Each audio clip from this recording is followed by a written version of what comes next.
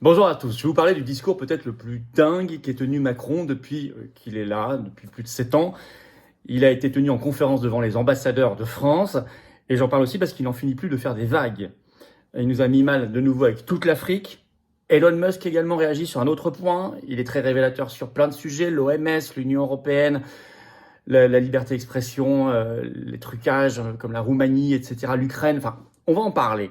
Et je vais vous citer les petits extraits ici et là, vous allez voir, il y aura pas mal de citations, parce que je crois qu'il faut être au courant de la réaction de panique de cette oligarchie dont Macron est un représentant, en panique effectivement à la perspective du 20 janvier, à la perspective de tout ce qui se passe, le procès d'Ursula von der Leyen, d'ailleurs on a un délibéré aussi le 20 janvier, je vous en parlerai, de Liège dans notre direct à 19h ce vendredi, et puis de cette vague de liberté d'expression, de ces dominos mondialistes qui sont en train de tomber, Trudeau, l'Autriche, l'Allemagne, l'Angleterre, etc. J'ai fait une vidéo récemment là-dessus, et Macron incarne cette panique. Il exprime dans ce discours, vous allez voir, l'inverse parfait de tout ce qui est en train de se produire, et l'inverse parfait de tout ce que... Pourquoi nous, on se bat. Nous, on se bat pour la souveraineté des peuples, le Frexit, la paix, la sortie de l'OTAN, la liberté d'expression, la dignité. Et vous allez voir, la vérité et l'honnêteté, non pas la corruption, et non pas le mensonge, vous allez voir, il est à rebours de tout ça. Et donc c'est chimiquement pur par rapport au projet que nous portons, nous les patriotes. Et donc merci de partager cette vidéo, pour ça de vous abonner à cette chaîne YouTube, pour aider à ce partage par un petit clic gratuit. Je vous demande vraiment solennellement de vous abonner ou réabonner, parce qu'il y a vraiment une grosse vague de censure, de désabonnement intempestif. Il suffit de cliquer sur s'abonner en dessous, c'est un clic gratuit pour vous et ça aide énormément l'algorithme pour une meilleure diffusion des vidéos et de tout ce travail. Donc vraiment je vous remercie beaucoup en ce début d'année de le faire, si vous pouvez.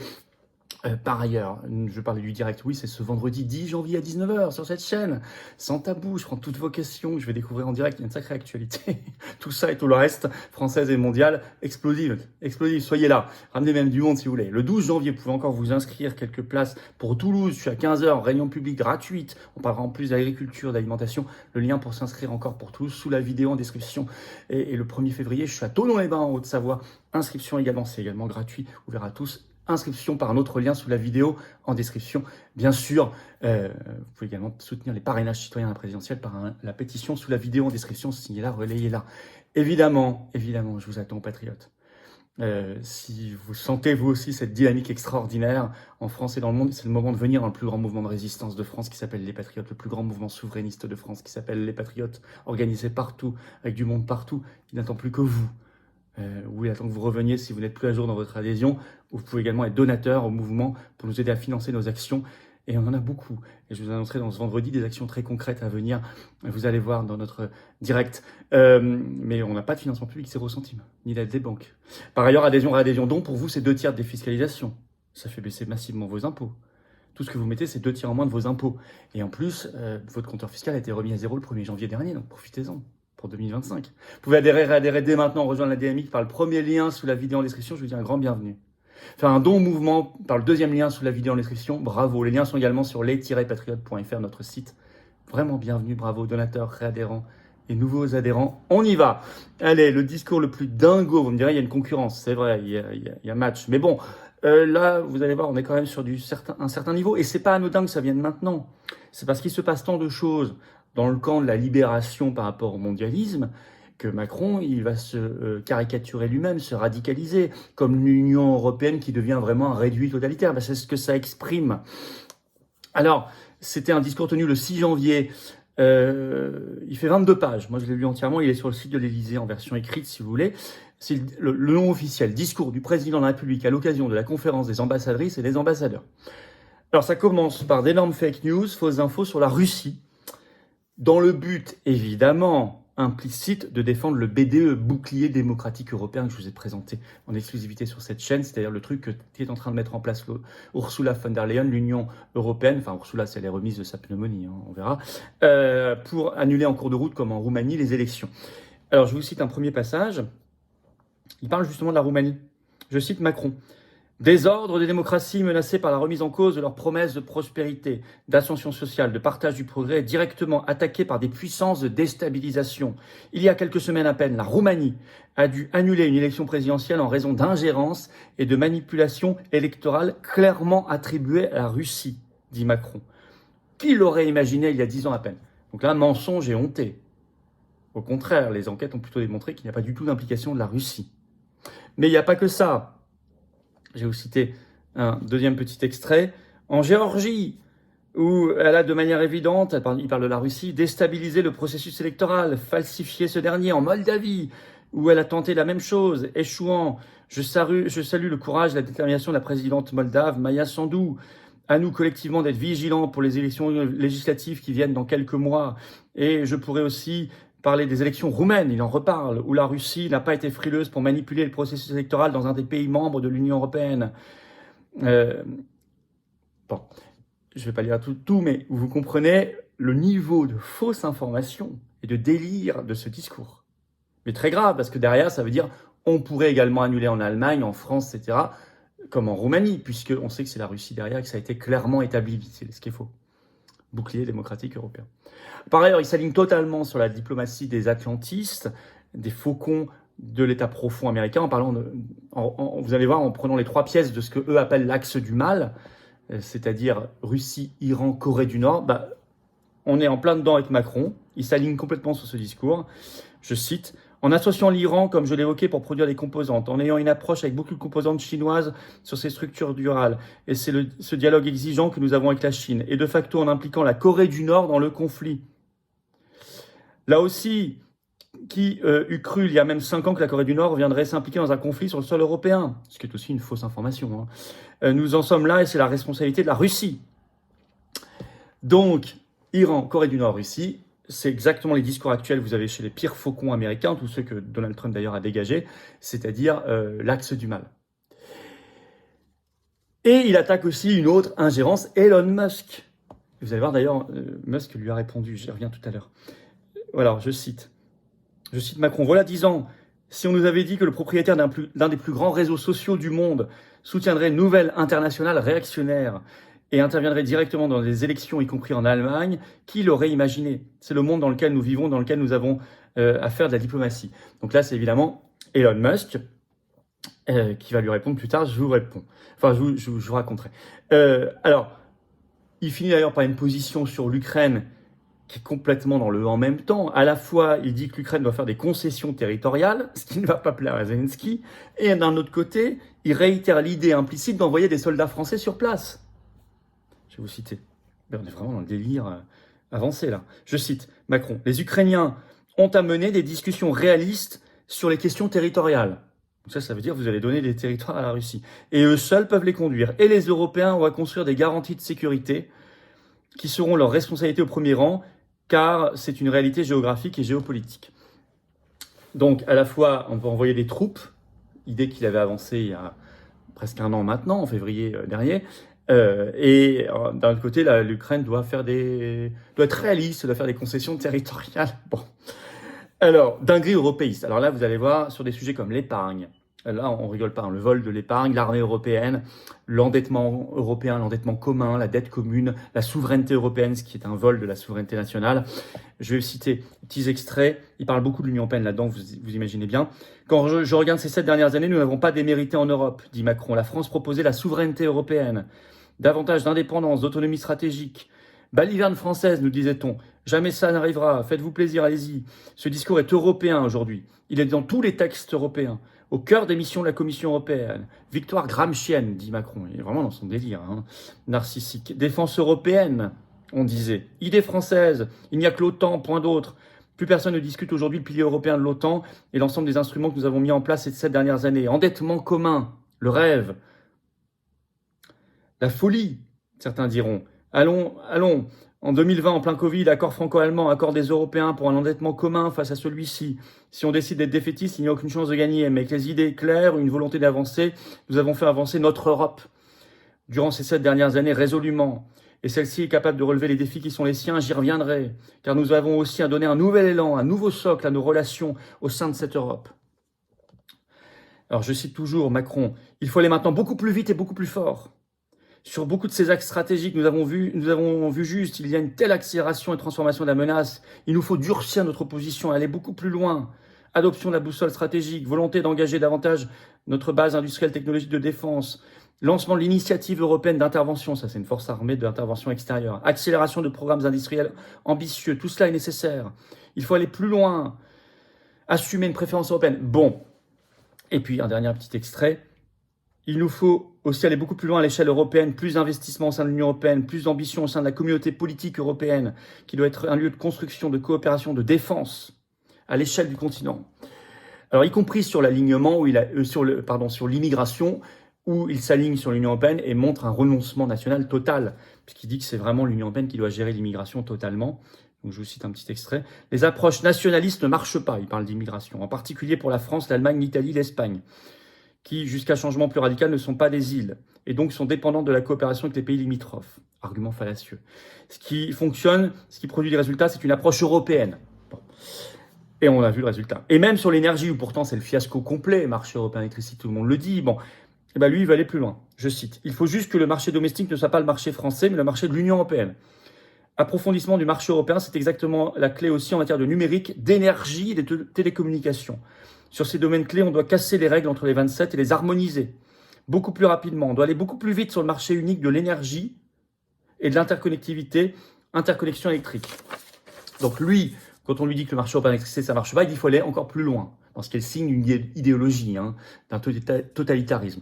Alors il s'exprime en faveur des accords de libre-échange et pas du tout rassurant sur le Mercosur. Vous allez voir, je cite, « C'est pourquoi la France a défendu par exemple le CETA, donc c'est l'accord de libre-échange avec le Canada, l'accord avec le Chili, l'accord avec la Nouvelle-Zélande, parce qu'ils ont des clauses miroirs substantielles.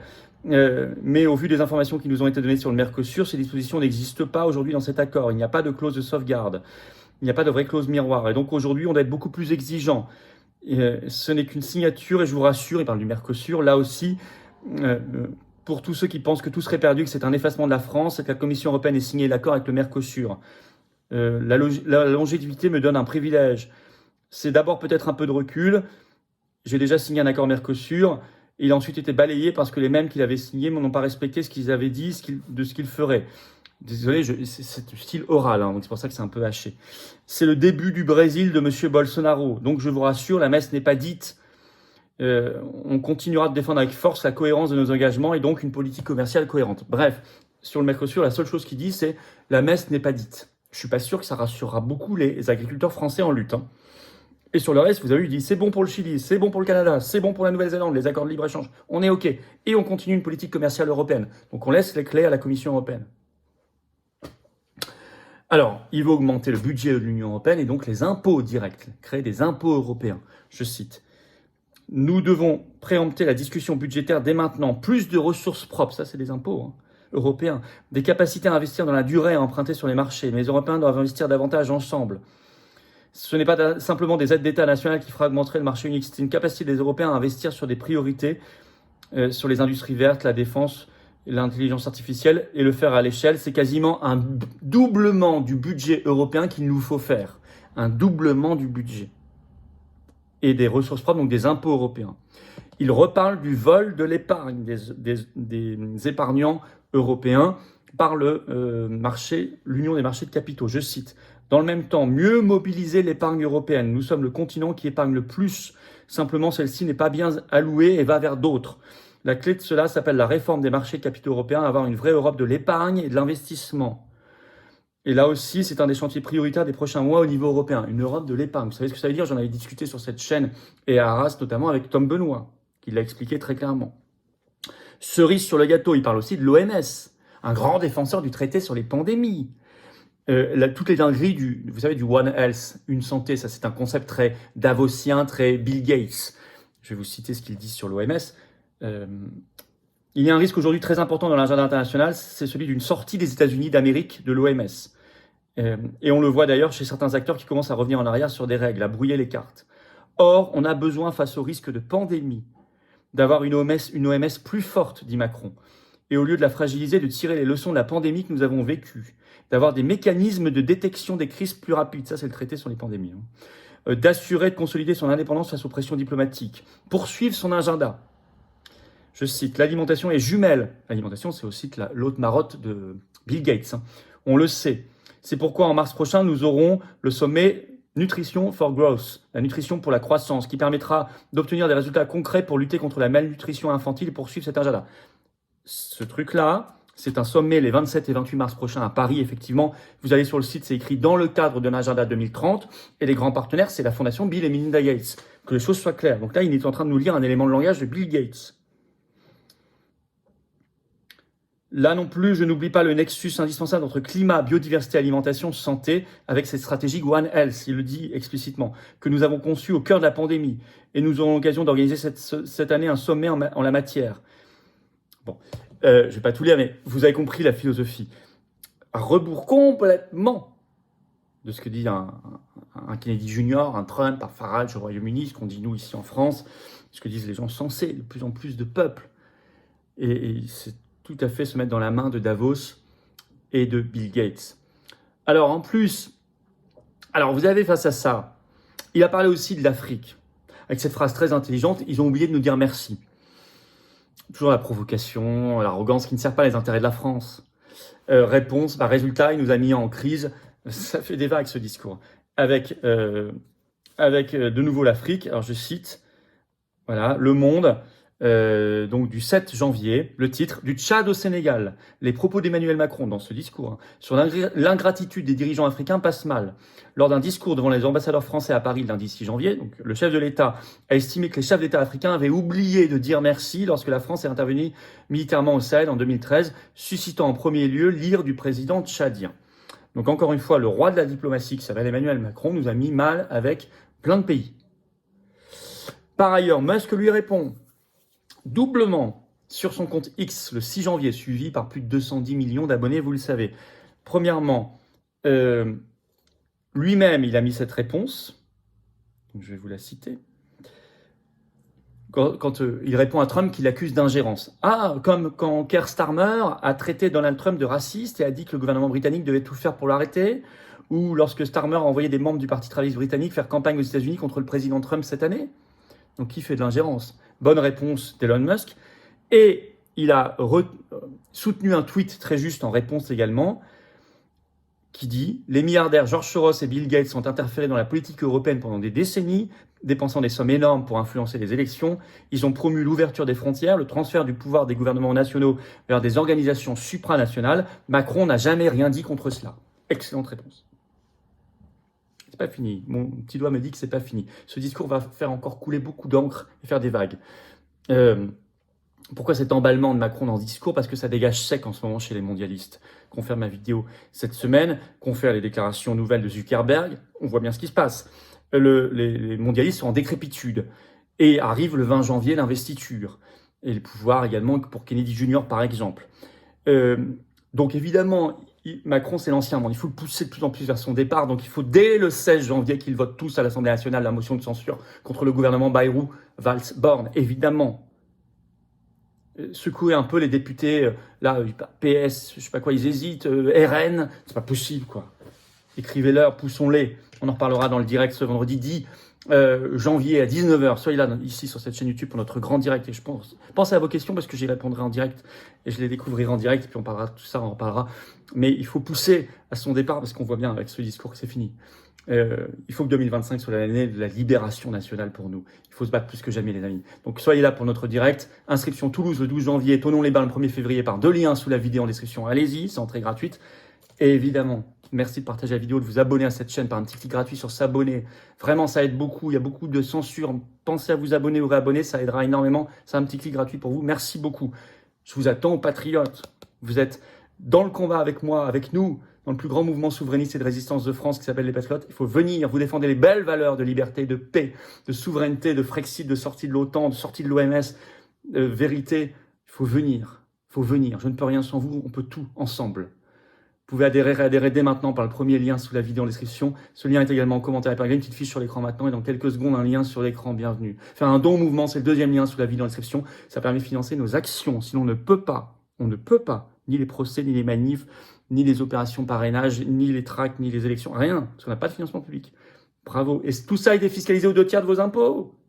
Vous mettez 300 €, ça enlève 200 € de vos impôts. Vous mettez 60, ça enlève 40. Vous mettez 10, ça enlève 6,60. Vous mettez 3000, ça enlève 2000. Vous mettez 30, ça enlève 20, etc.